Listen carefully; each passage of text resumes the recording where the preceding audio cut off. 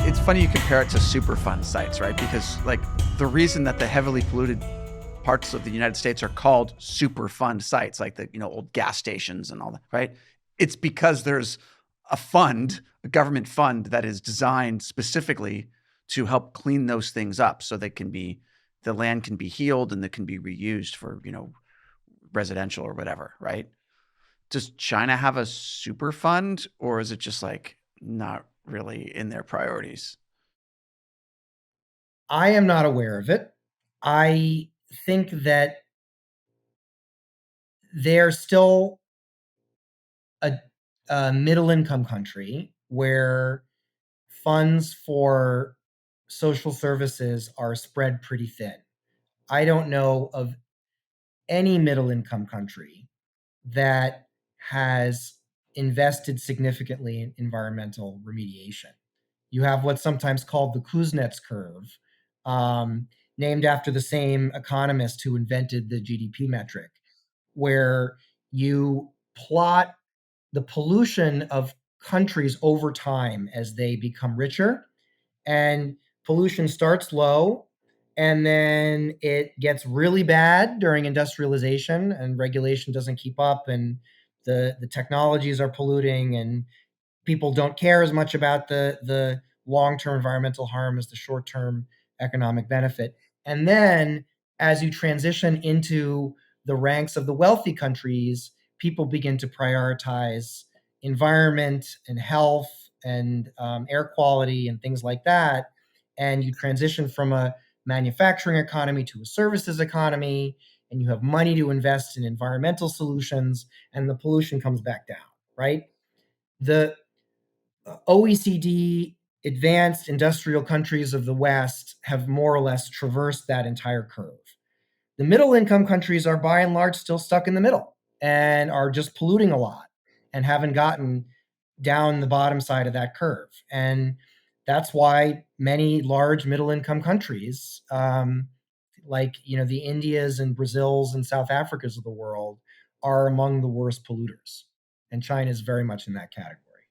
Right. But I mean, I suppose like the US and Western Europe aren't really helping when we are buying products manufactured in China, India, or Brazil and, importing them here, right? Well, that's part of how these Western countries have cut down on pollution by just Right. exporting it to. We're exporting the externalities of production.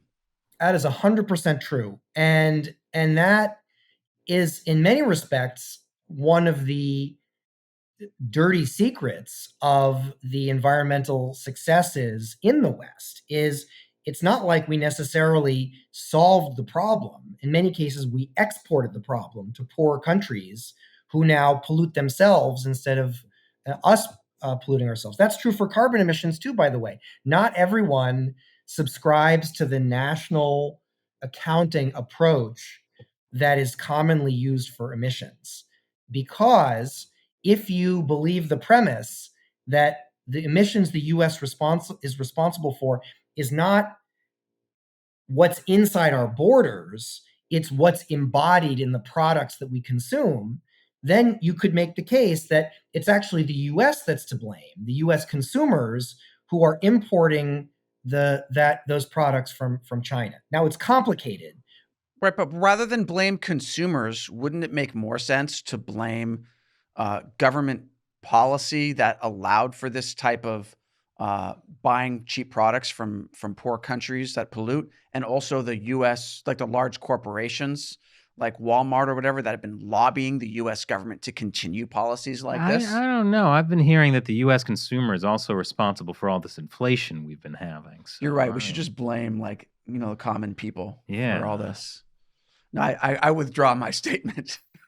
Well, look, these are hard problems. And in fact, this recognition that the production will often go to the jurisdiction with the weakest environmental rules, or the weakest labor rules for that matter, is why these environment and labor issues have been negotiated into trade agreements in the last couple of decades in recognition of that fact, that otherwise industry will just leave the US and go to where regulation is lighter.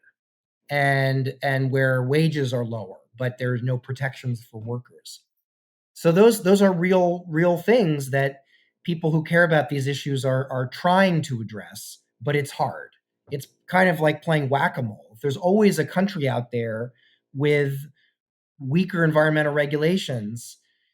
You have to respond to that and somehow enforce trade measures on them to prevent those products from flooding into the country and displacing those that are more expensive because their manufacturers played by the rules. So it sounds like it's almost an unsolvable problem. And a lot of the predictions put like the climate crisis at climaxing like now or in 10 years. So it doesn't seem like the solution comes before the catastrophe, is what I'm hearing. So we've come full circle. This comes back to the COP and how you succeed in climate diplomacy. I think there are at least two critical elements, but let's start with two. You need to have political will. So you need the people to actually want it and reward their political leaders for it and not punish them. And it's one thing to say you want, a clean climate, but if you keep buying the same stuff and voting the same way, then you're not actually acting your values, right? Now, I'm sorry. I voted for the smog monster from Fern Gully for president. That was my mistake. I'm sorry. Well, maybe those are your values, and bravo you. So he was just so charismatic. I'm sorry. He had that song. Anyways, please. I think that's maybe a different podcast, right? But anyhow, the other factor. Let me just throw this one in. Is the need for these replacement technologies that are cost competitive. In the long run, under most circumstances, it's not realistic to expect people to pay more for something that they can get more cheaply. So you either have to enforce it with government policy or with taxes, or you need to find a substitute that's just better. And we are struggling with those two things right now. And they mutually influence each other, because when you have alternatives that are high quality and affordable and viable, then people are going to want them and they're going to support governments that pursue them. And when stuff is expensive, such that people are going to be unemployed or there's going to be a lot of inflation, if you pick the environmentally friendly solution, that's going to be really hard to get the public to support. And that is another way to encapsulate the quandary we're in on the climate front. I suppose I maybe would add a third thing, which is to possibly, and this might be totally out of line, but to possibly not let all these international climate agreements be done by, these elite people who fly in on private jets to Dubai for a conference that's run by, a guy in charge of one of the largest oil companies. Like maybe that's a problem. I think it's safe to say that the people flying on the private jets and getting the royalty checks from the oil companies are not likely those that are feeling the pinch of climate impacts the most. And if the people feeling the impacts of those climate impacts the most were running the world, we would have a different world. But we haven't figured that one out either. Yeah. And I guess that, you don't want the other extreme. Like you mentioned that the Chinese Communist Party was able to tackle some of the air pollution in like the very specific areas of Beijing by like demolishing all the hutongs and evicting people and, just the worst kind of government overreach. You don't want that to be the solution that's forced upon everyone in the United States either. Yeah, I think that analogy applies in some cases. In some cases, there are more, fine grain approaches that aren't using a, sledgehammer where you could use a scalpel. But those are often hard, and they require a lot of iterative improvement of policy and engagement with communities to make sure policies are actually benefiting them. and perfection of technology, and you need everything to work right in society to solve these hard problems. God, we're doomed. Well, I might like to end the podcast on an optimistic note, since that doesn't seem like we're in a great situation. But just to give everyone a little bit of hope, I saw somewhere on the internet that there is no climate crisis. The sun is just getting hotter, so maybe we're all fine. Well, maybe I'll go put on my swim trunks and my sunglasses and just enjoy it, huh? Amen. Well, thank you very much for joining us and dealing with all of the hot air that we emit on this podcast sometimes. Yeah, it was very, very informative, very, very interesting. Thank you very much. Yeah, well, thank you. This was fun. I'm glad that we sort of meandered around and caught a lot of topics. I thought that was fun. So hopefully it won't be too bewildering to your viewers. All right. Yes, once again, it's been an absolute pleasure. Thank you. All right. Thank you, gentlemen. This was fun. I just want to... that smog monster in Fern Gully really was charismatic. I was just thinking about how that is maybe the most memorable part of this podcast for me. Yeah. I think it was Tim Curry who did the voice. I'm not sure. He does great voices. He really does. Yeah. He does.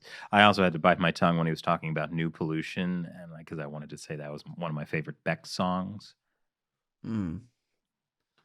I didn't think he'd appreciate that. I appreciate his tolerance for the many dumb things that we say. And by we, I mean me. No. I had an interjection about Fern Gully. I really had a line about how it's easy to forget about poor people. Oh, that's true. You just hit your head on the microphone. We're professionals. No, you had that nice thing about how specifically you knew what the language was changed to. That was a very big brain. Yeah, that's definitely something that I've always known about, and not something I specifically had happened to look up this morning. I really like how when Shelley's gone, it can just be us, like, encouraging each other, and it's very wholesome. It's all the facial hair. Yeah, she doesn't bring us down. Yeah, she sows discord. Yeah, well, she will probably be back next week, so that's true. Yeah. No, well.